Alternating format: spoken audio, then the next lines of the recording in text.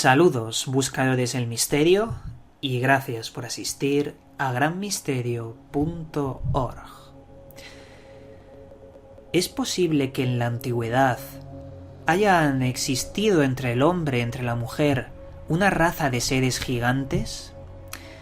Si esto fuera posible, obviamente la arqueología y la ciencia hubieran encontrado vestigios de esos esqueletos de los gigantes, esa tecnología que utilizarían, sus artefactos, sus ropajes. Pero oficialmente la ciencia no ha encontrado nada. Y recalco oficialmente porque parece ser que la voz de la ciencia oficial está por encima de los descubrimientos de científicos minoritarios, científicos que no tienen una amplia voz para comunicar estas cosas, ya que sí que existe un pequeño grupo de arqueólogos y científicos que ha encontrado evidencias reales de que podrían haber existido gigantes en la antigüedad. Y de esas pruebas vamos a hablar en este vídeo. Hay que indicar una cosa muy importante. En todas y cada una de las culturas de todo el mundo, sin importar la separación en espacio, los continentes o incluso el tiempo, existen siempre dos patrones que se repiten. El primero, el culto a la serpiente, unos dioses con aspecto de serpiente que se repiten una y otra vez en los toltecas, aztecas, en los mayas, en Egipto. Pero el segundo factor que se repite en estas culturas es los gigantes, desde los Nefilim de la Biblia hasta los gigantes mesoamericanos que son más desconocidos, pero siempre hablan de lo mismo, de los gigantes, del diluvio universal que no es de la Biblia, aparece antes. Y por eso nos da que pensar que, ¿y si existieron de verdad? Y hoy, por razones que desconocemos, ha sido censurado, han sido desaparecidos sus vestigios. Veréis, hubo un personaje histórico muy importante, del que seguro que conoceréis muchos de vosotros, llamado Hernando Magallanes. Magallanes descubrió en la parte austral del continente sudamericano, entre Chile y Argentina, un lugar que él mismo denominó Patagonia. Patagonia significa el lugar donde hay huellas de pies grandes. Y este hombre Magallanes le puso ese nombre porque en la nieve de todo ese lugar, esa área tan grande, habían huellas de pies gigantes, huellas de pies que podrían ser humanos, pero de proporciones colosales.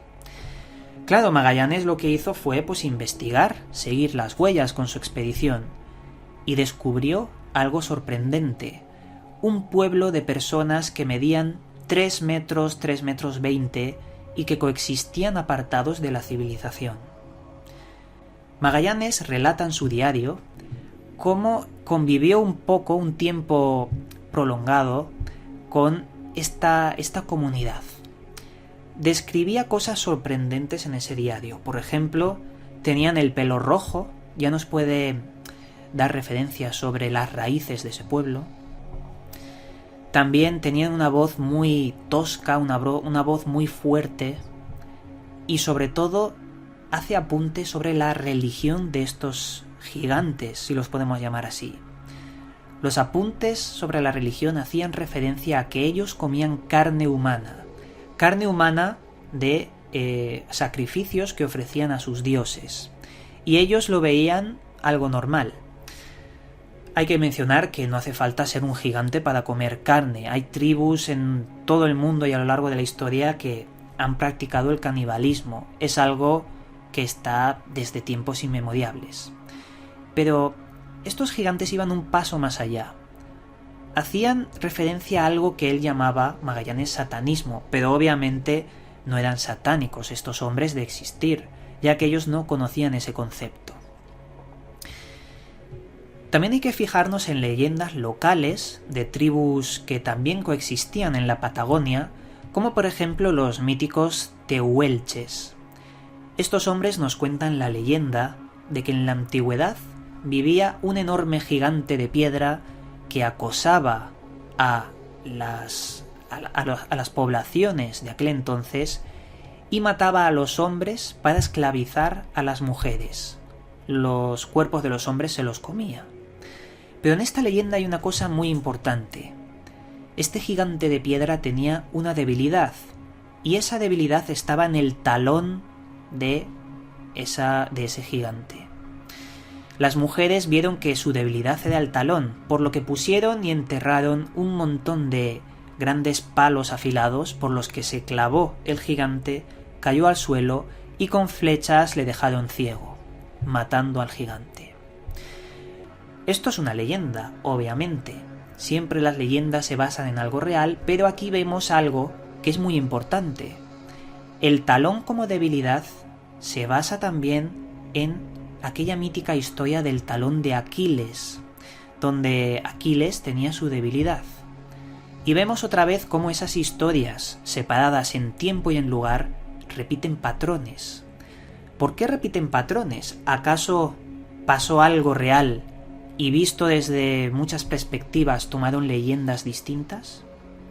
Pero vamos a continuar, porque hay una tribu de indios muy importante llamada los Arikaras, que pertenecen a praderas de Norteamérica y que nos hablaban de un dios en particular y muy extraño, si lo podemos decir. Era un dios que se llamaba Aiuch. Este dios, en el principio de los tiempos, creó un ejército de gigantes que distribuyó por todo el planeta.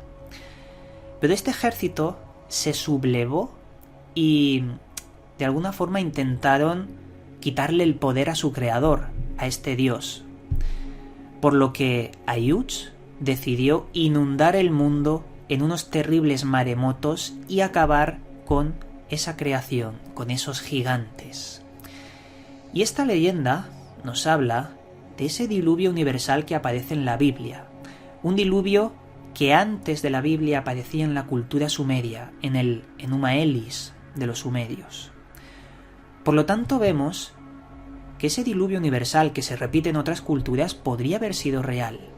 Incluso las pirámides de Egipto se les ha datado a una antigüedad aún más grande, porque tienen conchas incrustadas, tienen una probabilidad de que hubieran sido sumergidas. Pero bueno, eso es otra historia. Por lo tanto, vemos que se repite otra vez el patrón de gigantes, diluvio, dioses. Y si vamos a hablar de gigantes, tenemos que mencionar a los Nefilim. Los Nefilim fue, según el Génesis y el libro de Enoch también, fueron los hijos que tuvieron los ángeles con las hijas de los hombres. Una aberración de gigantes que nacieron del fruto de esa unión.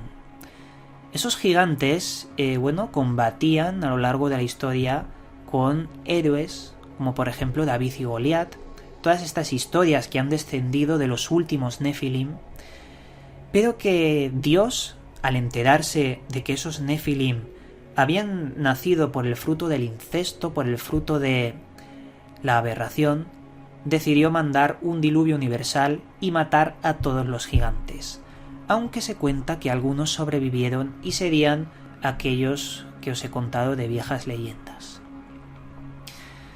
Ahora vamos a continuar y antes de pasar a las pruebas reales sobre vestigios de gigantes, os voy a comentar un par de leyendas que no son muy conocidas y que a mí me ha gustado rescatar de ese cajón que nadie toca, porque hay muchos investigadores que se limitan a contar lo mismo siempre y se dejan, otros pedazos de historia que también son dignos de contar. Por ejemplo, os voy a comentar una cosa bastante interesante, una historia de los indios de la etnia Onondagas. Los Onondagas creían que en la antigüedad existía un gigante llamado Sustanrana. Sustanrana era un gigante que se comía la carne nuevamente de niños, de gente. Hubo un héroe llamado Oka Yenche que lo que hizo fue, cortarle la cabeza a ese gigante con artes mágicas. Ese gigante, su cabeza fue despedida al espacio, se rompió en pedazos, se convirtieron en piedra Y según la leyenda, esos pedazos destruyeron un mundo de los muchos mundos que han habido en esta tierra. Es decir, etapas de la tierra. Obviamente eso no pasó, es una leyenda que nos habla de una catástrofe cósmica que pasó en la antigüedad y que los indios de los Onondagas, interpretaron que sería a causa de estos gigantes. Podrían haber sido meteoritos, podría haber sido una catástrofe cósmica. Y por último os voy a comentar lo que se cuenta sobre los gigantes de los cherokees. Los cherokees nos hablan de que en la antigüedad existieron dos gigantes que nuevamente comían carne de las personas, comían niños y demás.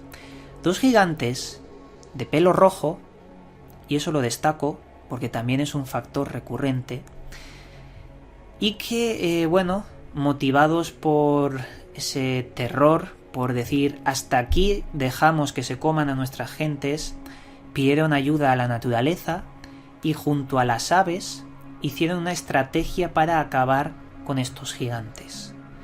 Cuando los mataron, se convirtieron en piedra y hicieron con sus restos talismanes para todos los cherokees. Y bueno, básicamente esas son las leyendas que hay, algunas de las que hay, porque hay muchísimas, y que yo quería transmitiros. Ahora vamos a las pruebas. ¿Qué pruebas hay sobre este tipo de gigantes? En primer lugar, y muy importante, hay miles y miles y miles de pruebas falsas, muchas fotografías que han manipulado por ordenador, hay muchísimas de esas. Y eso es interesante mencionarlo porque gracias a esas fotografías las supuestas pruebas reales son inválidas, porque como hay tanto fraude, las pruebas reales se pierden en ese fraude. Y esa es una de las armas con las que juega la ciencia oficial, el decir que todos son fraudes. Como es imposible, es fraude. Esto ya lo comentamos. Vamos a hablar de un balneario que está en Chile llamado el Balneario de las Rocas de Santo Domingo. Allí existen dos rocas en las que aparecen huellas petrificadas de dos pies, un pie izquierdo y otro pie derecho. La particularidad de estos pies, que van seguidos y están petrificados en la arena, que luego se convirtió en una roca, es lo que miden. Miden 72 centímetros de largo y 25 de ancho, lo que pertenece a una persona de 5 metros aproximadamente.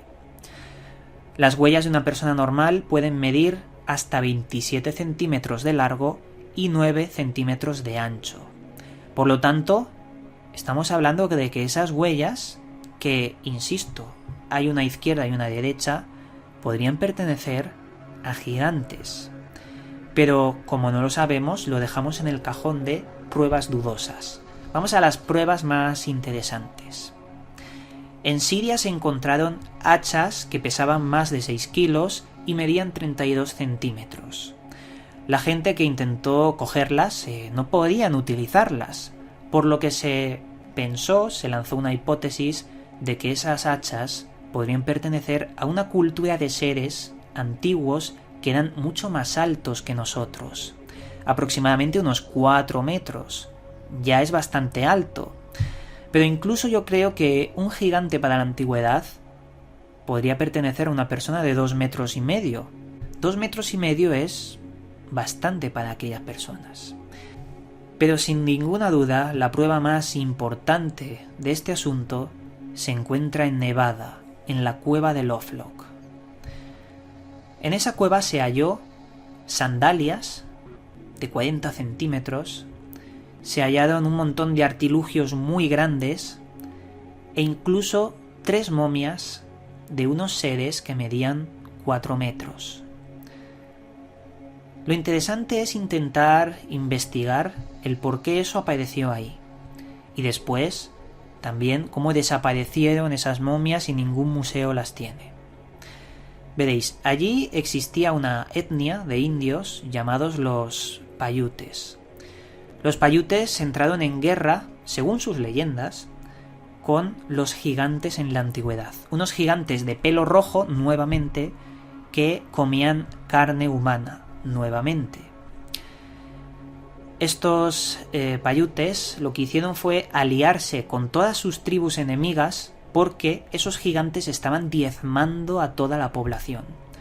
Por lo que, uniendo fuerzas, exterminaron a casi todos los gigantes.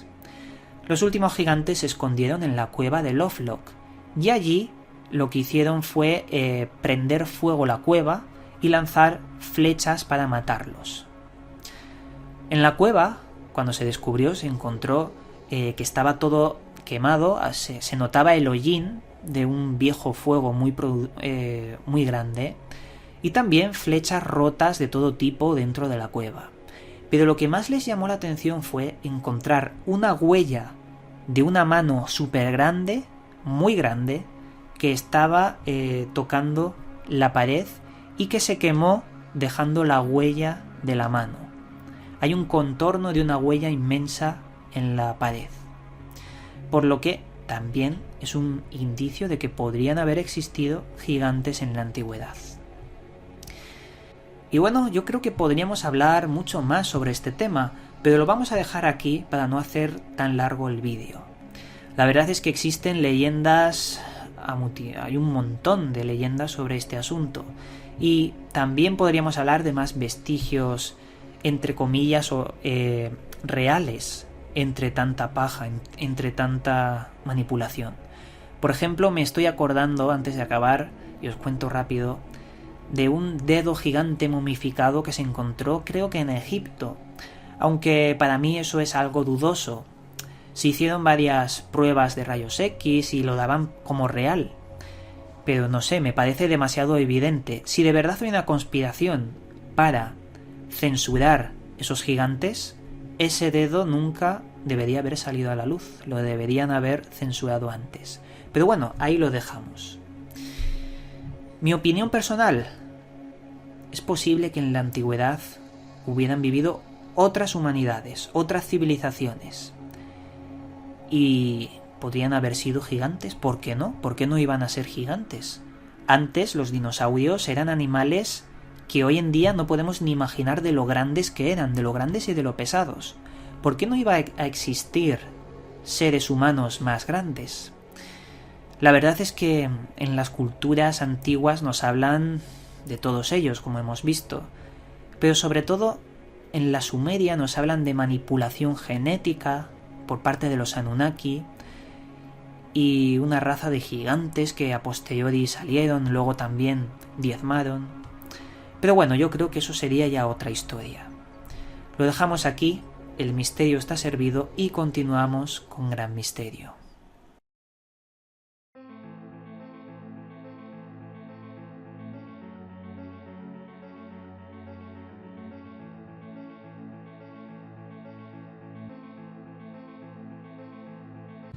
Esta vez en la sección libros recomendados os voy a traer un libro muy importante: Operación Rapa Nui, de Antonio Rivera. Antonio Rivera ha sido uno de los mayores ufólogos investigadores de todos los tiempos. Es toda una leyenda por haber aportado datos muy precisos, muy objetivos y siempre buscando el misterio más absoluto. Este hombre nos ha transmitido la pasión en todos sus libros. Por ejemplo, su libro Proceso a los ovnis lo llegué a comprar 5 veces para regalar 4 de ellos, porque sabía que no podía desaprovechar que la gente no leyese esos libros, porque son tan buenos sobre la ufología, sobre estos temas, que nadie debe perdérselos. Obviamente ya sabéis de qué habla este libro, de Rapa Nui, la isla de Pascua. Nos habla del viaje que hizo Antonio Rivera a la isla de Pascua y de las observaciones que apuntaban a que esa isla fue construida por seres de otro planeta, por los dioses de las estrellas. Incluso hace menciones sobre Egipto y la conexión que tiene Egipto con la isla de Pascua. Incluso también deja entrever que podrían haber sido los mismos, los dioses de Egipto, que construyeron Rapa Nui. Pero no os desvelo más, este libro es la joya de la corona en cuanto a Rapa Nui, la isla de Pascua. si tenéis que saber o queréis investigar sin desinformación, lo más condensado, la información más contundente de este tema, tenéis que investigar este libro. Y nada, dicho esto, como siempre, os mando un cálido abrazo y nos volveremos a ver en otro vídeo. Una de las reformas implicaba derrumbar una pared que tenía en su casa, y cuando la derrumbó descubrió una enorme cavidad.